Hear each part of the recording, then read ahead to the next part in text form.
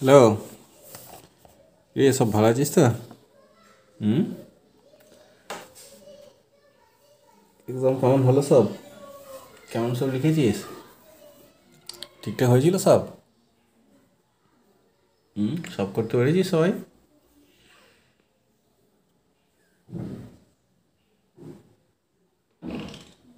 বেশ।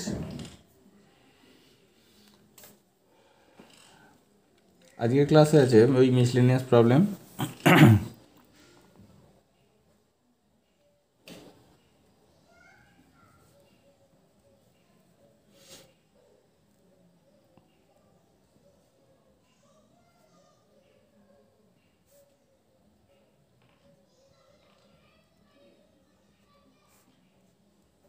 Miscellaneous problems নাই,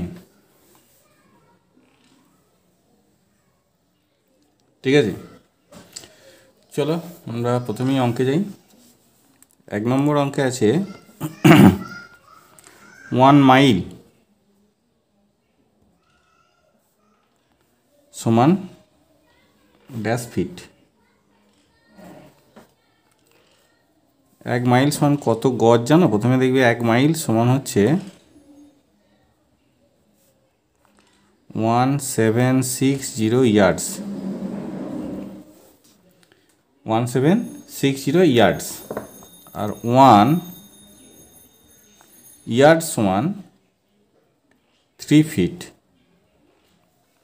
1 yard সমান 3 ফিট। তাহলে 1 মাইল সমান হবে কি? এত ইয়ার্ড সমান 1760 ইন্টু 3।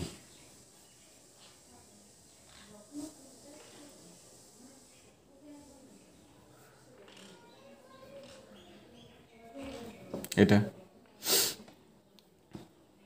ঠিক আছে। তার মানে 1 মাইল সমান 5 to 80 ফিট। 1 মাইল সমান 5 to 80 ফিট। নেক্সট 2 নম্বরে আছে sum of the angles of a quadrilateral is sum of the angles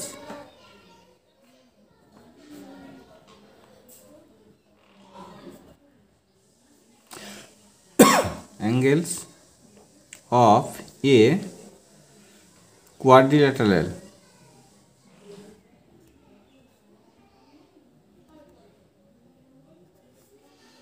is sum of the angles of a quadrilateral is কত? চতুর্ভুজের 4টি কোণের সমষ্টি 360 degree. Sum of the angles of a quadrilateral is 360 degree. Number 3 হচ্ছে by dash greatest number 369 is divisible. যে কোনো number সেই নাম্বারটা দিই সবচেয়ে বেশি সেই নাম্বারটা দিই ডিভিজিবল। হ্যাঁ, তাহলে বাই 369 গ্রেটেস্ট নাম্বার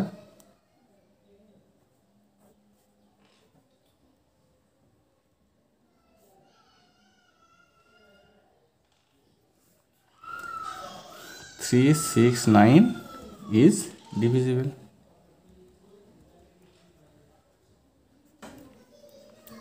ঠিক আছে, ওটাই অ্যান্সার। নাম্বার 4 আছে first natural number is. First natural number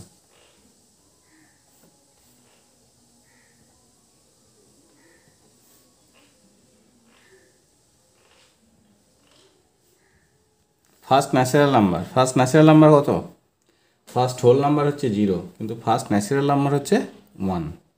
first natural number is 1 আর ফার্স্ট হোল নাম্বার ইজ 0। 5 নম্বরে আছে dash and dash of an equilateral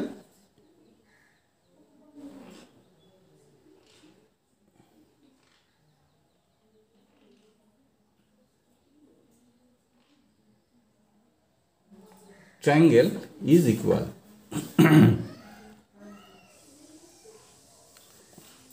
sides and angles of an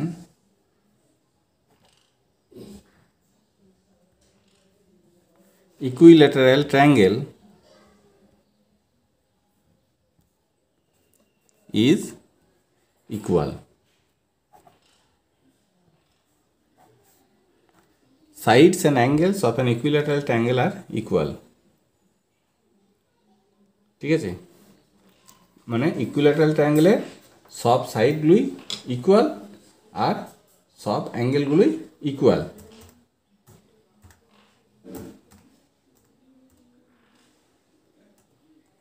ঠিক আছে, equilateral ট্রায়াঙ্গেলের সব সাইডগুলোই ইকুয়াল আর সব অ্যাঙ্গেলগুলো equal.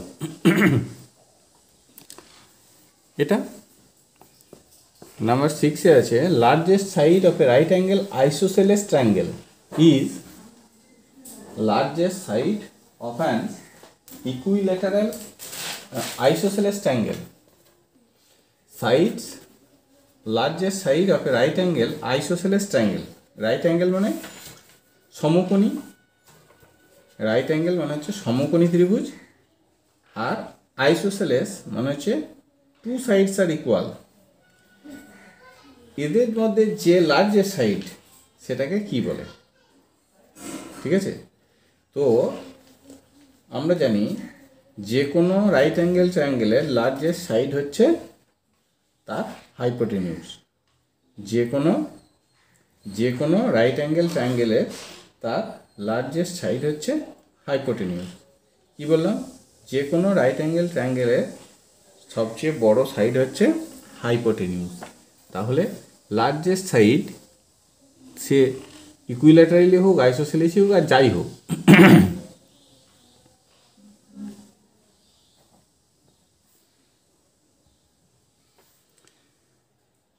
Side of A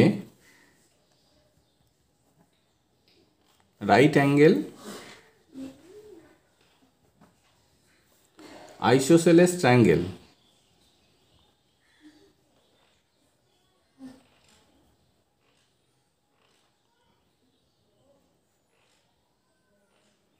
isosceles triangle is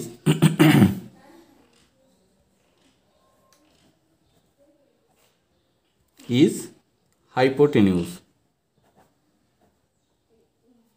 Hypotenuse.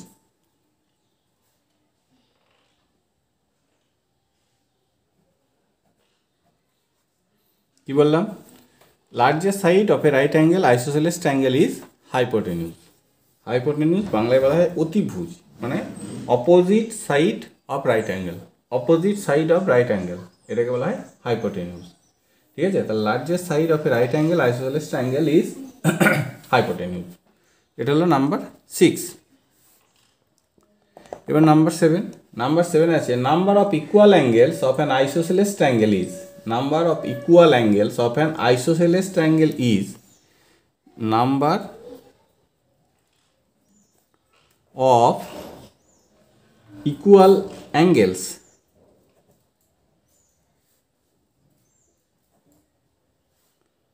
of an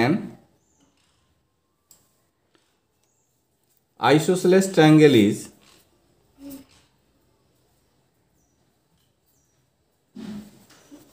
triangle is কটা আইসোসেলেস মানে হচ্ছে যার two sides equal.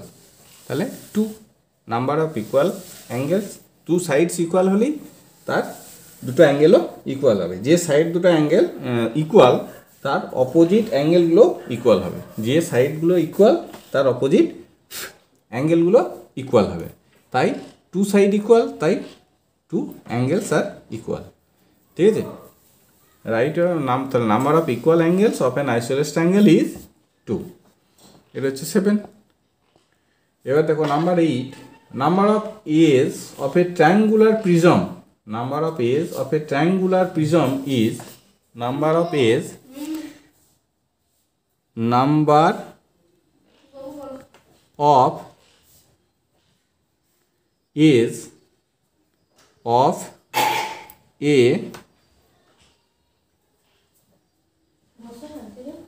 triangular prism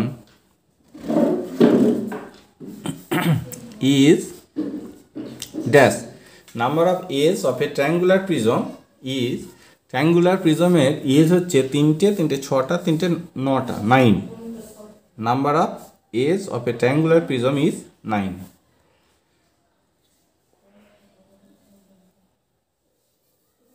হয়েছে? Triangular প্রিজমের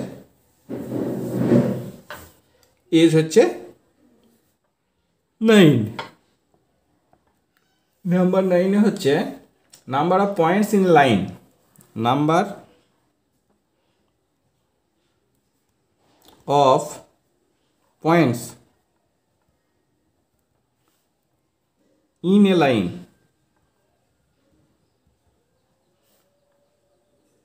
number of points in a line is,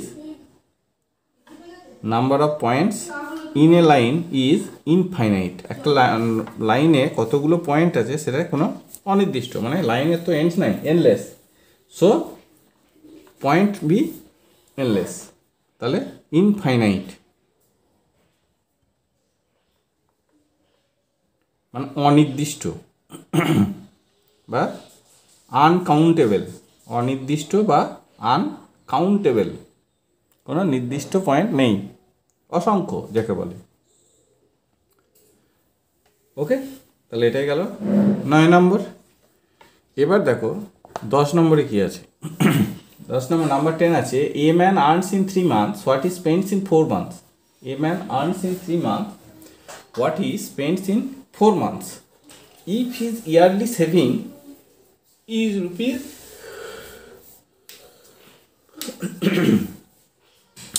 is rupees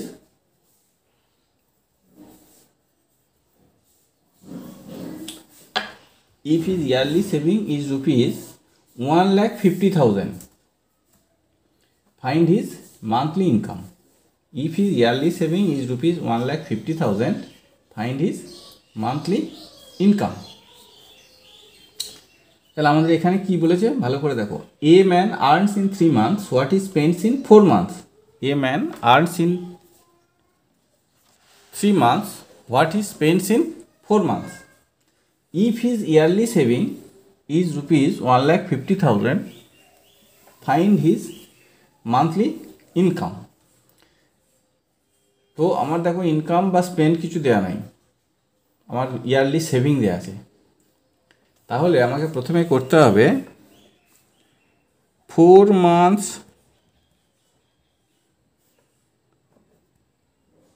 spent equal 3 months income। 4 months spent equal to 3 months income। তাহলে 1 month spent equal to হবে কি 3/4 months income, unity method. এরপর কি, এরপর হবে 12 months income spent equal to হবে 3/4 into 12 months income সমান হচ্ছে 9 months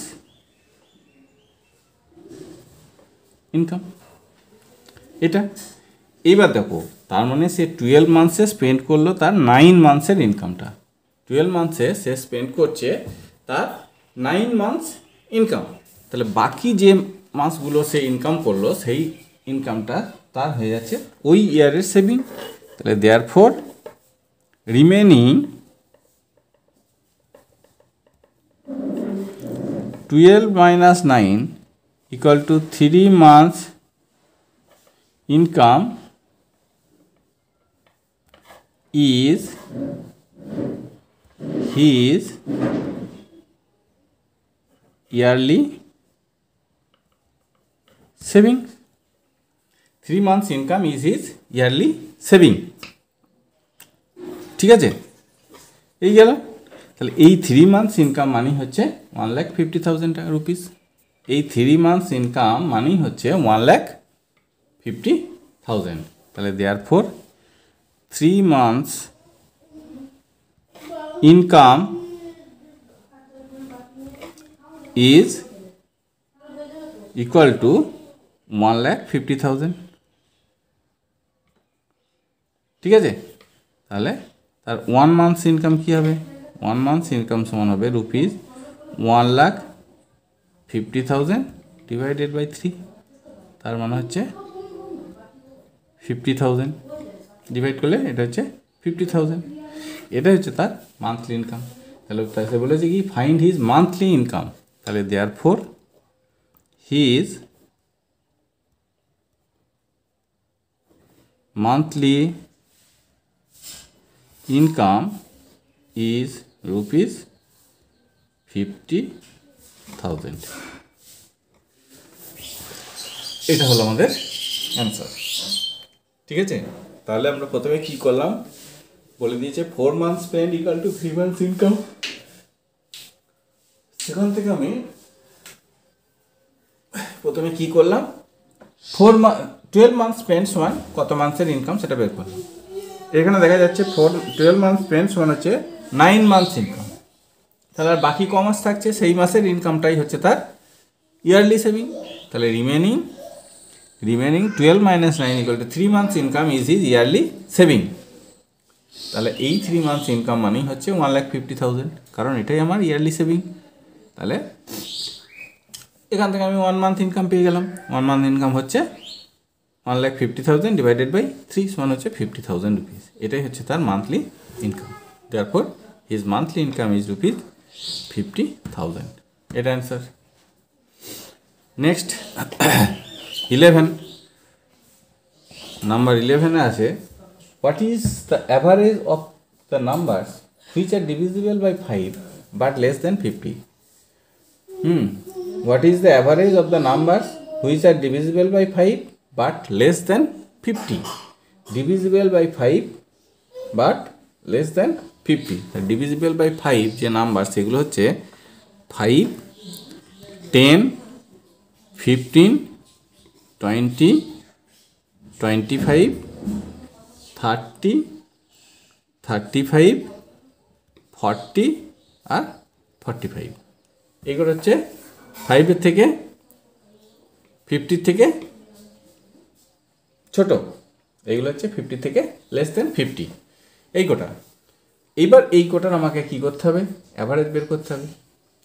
তাহলে divisible number the number divisible by 5 but less than 50 is 5, 10, 15, 20, 25, 30, 35, 40, 45। এই কটা এদের আমাকে এবার কী করতে হবে অ্যাভারেজ বের করতে হবে। এদের অ্যাভারেজ আমাকে এবার বের করতে হবে। তো এদের অ্যাভারেজ কী করব, অ্যাভারেজ করতে গেলে দেয়ারফর অ্যাভারেজ ইকুয়াল টু কি, এইগুলোকে প্লাস করব,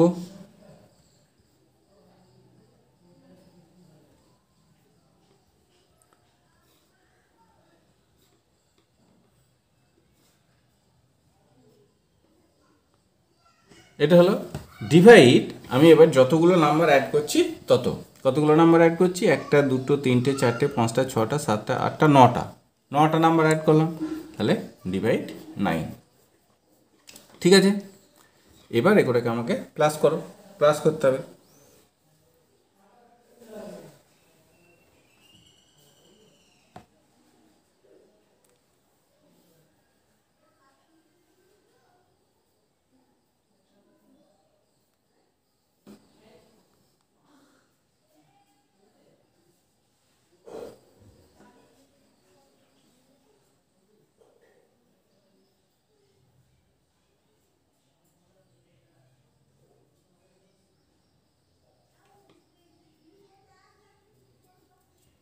ডিভাইড 9, 225 ডিভাইড 9, 225 ডিভাইড 9, এগুলোকে প্লাস করলে হচ্ছে 225।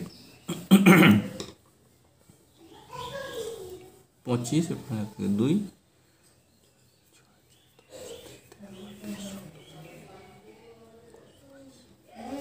225 ডিভাইড 9 সমান হচ্ছে, এটাকে এবার ডিভাইড করো, এটাকে ডিভাইড করলে হবে 25। ঠিক আছে, তাহলে এটাই হচ্ছে অ্যান্সার। তাহলে therefore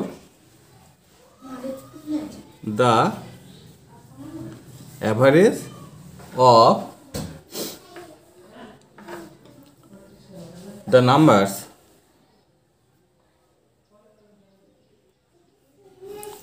the numbers which are divisible by 5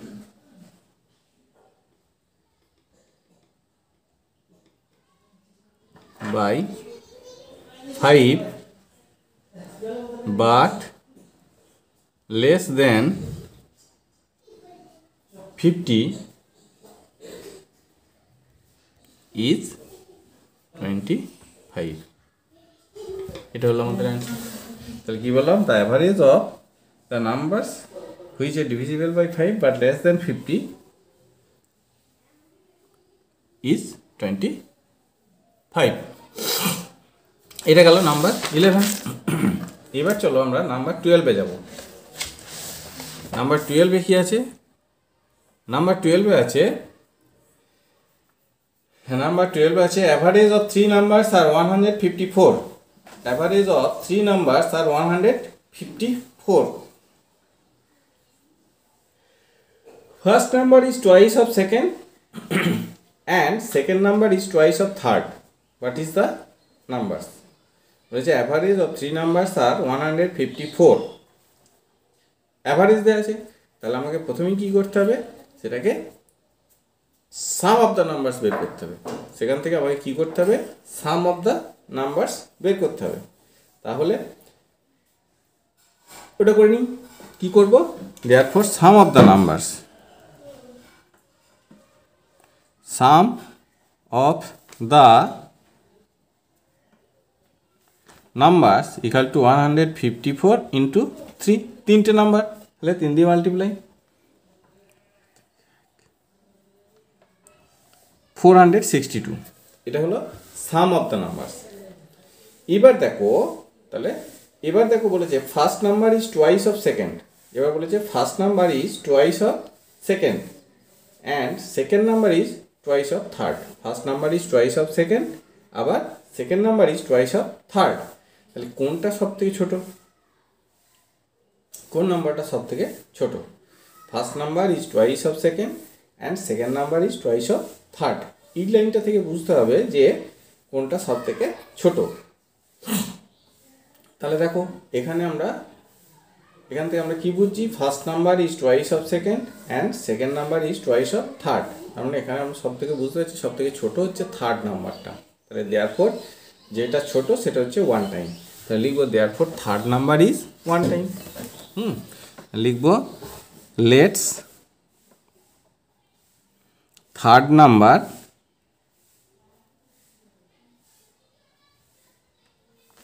equal to 1 time. ঠিক আছে, তাহলে সেকেন্ড নাম্বারটা কি হবে,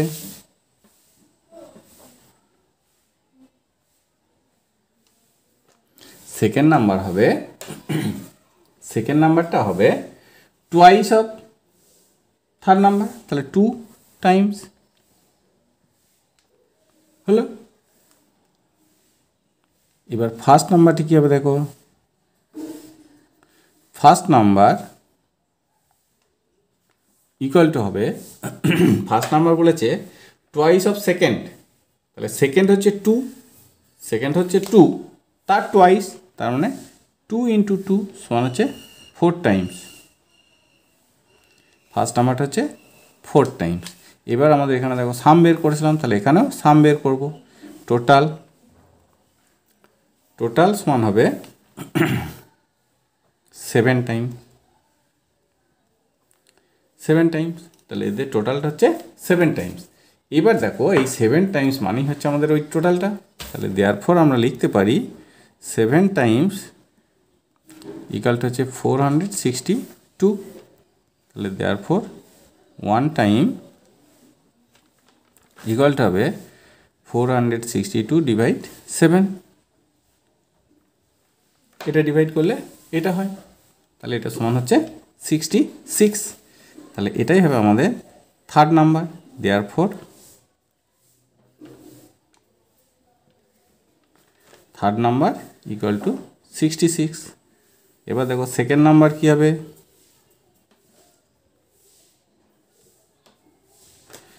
66 × 2। সমান হবে 132, সেকেন্ড নাম্বার সমান হবে 132। এবার দেখো ফার্স্ট নাম্বার কী হবে, ফার্স্ট নাম্বার সমান হবে 66 ইন্টু 4 টাইমস, সমান 4 দিয়ে মাল্টিপ্লাই 264। তাহলে আমরা নাম্বারগুলো পেয়ে গেলাম। Therefore the numbers are 264, 132 and 66। এটা অ্যান্সার আমাদের। ঠিক আছে, এটা হলো 12 নাম্বার। এবার চলো আমরা নাম্বার 13 যাব। 13-এ কী আছে, 13-এ আছে 16 mason can build a house in 1 month 12 days. 16 mason can build a house in 1 month 12 days. 16 mason can build a house in 1 month 12 days. এই 1 month 12 days মানে কত ডেজ বের করে নাও।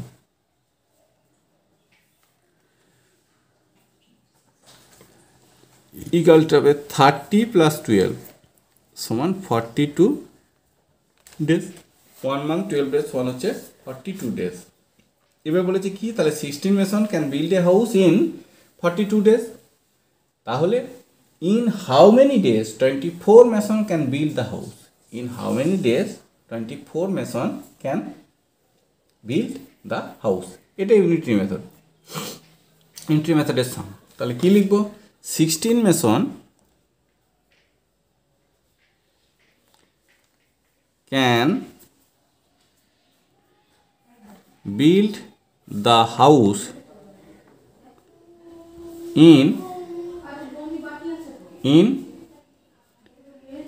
42 days. 16 mason can build the house in 42 days.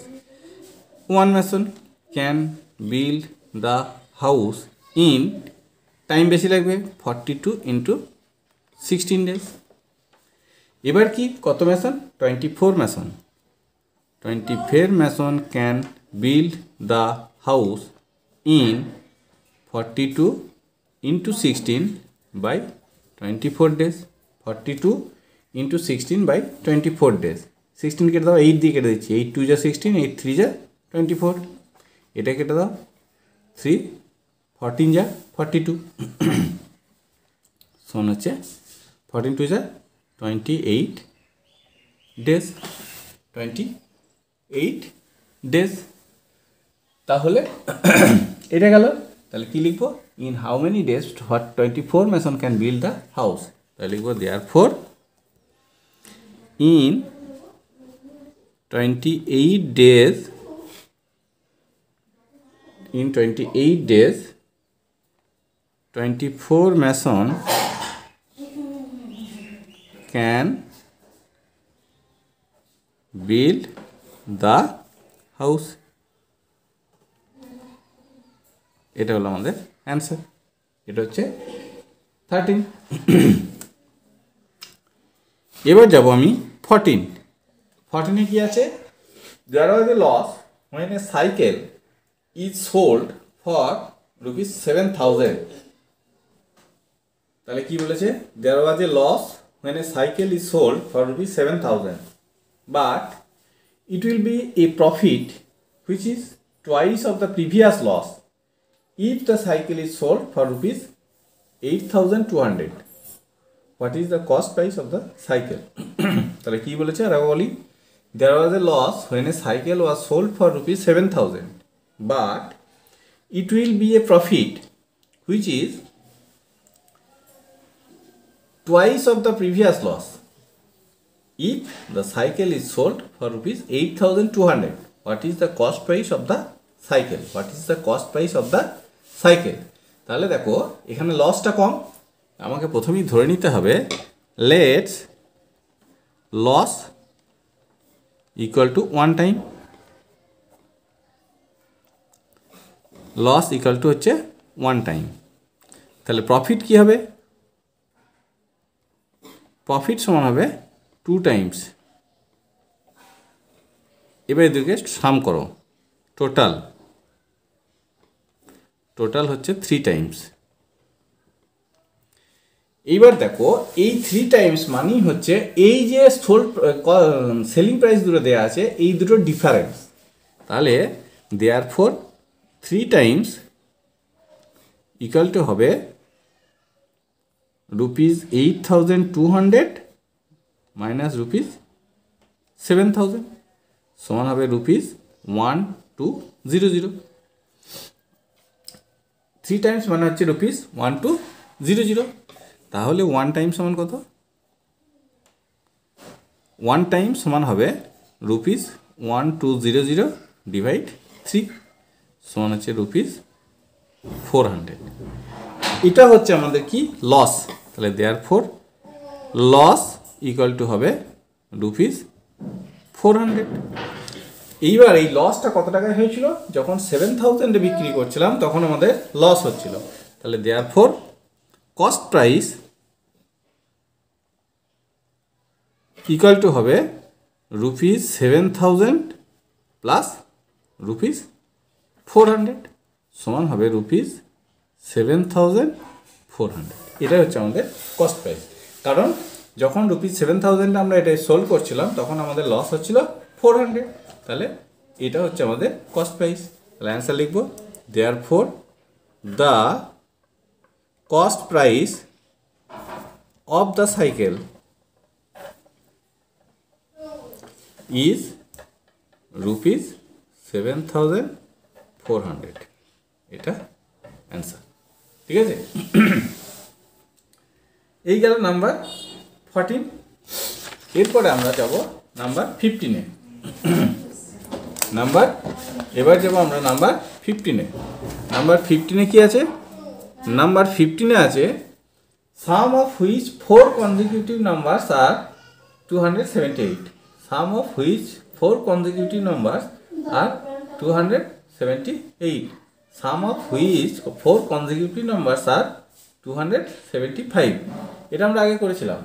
এখানে কি করতে হবে? 4টে number বলেছে, তাহলে 1 + 2 + 3 এগুলোকে প্লাস করো। প্লাস করলে হচ্ছে 6। এইবার যে সাম অফ দ্য নাম্বারস আছে 278, এটা থেকে 6 মাইনাস করে দাও, তাহলে 272 হলো। এবার এটাকে আমরা যদি 4 দিয়ে ডিভাইড করি, যতগুলো নাম্বারের সাম তত দিয়ে ডিভাইড করি, তাহলে আমরা ফার্স্ট নাম্বারটা পেয়ে যাব। তাহলে ফার্স্ট নাম্বার সমান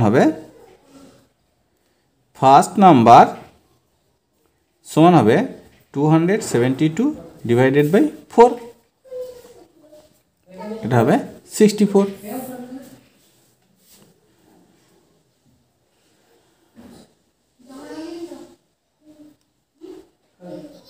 না 68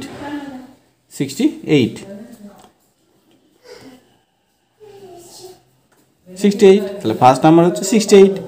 এবার দেখো সেকেন্ড নাম্বার কি হবে? সেকেন্ড নাম্বার হচ্ছে 68 + 1 সমান 69। থার্ড নাম্বার কি হবে? থার্ড নাম্বার হবে 68 + 2 সমান হচ্ছে 70। আর ফোর্থ নাম্বার সমান হবে 68 + 3 সমান হচ্ছে 71। তাহলে আমরা 4টে নাম্বার পেয়ে গেলাম, 68, 69, 70, 71। তাহলে দেয়ারফর দ্য নাম্বারস আর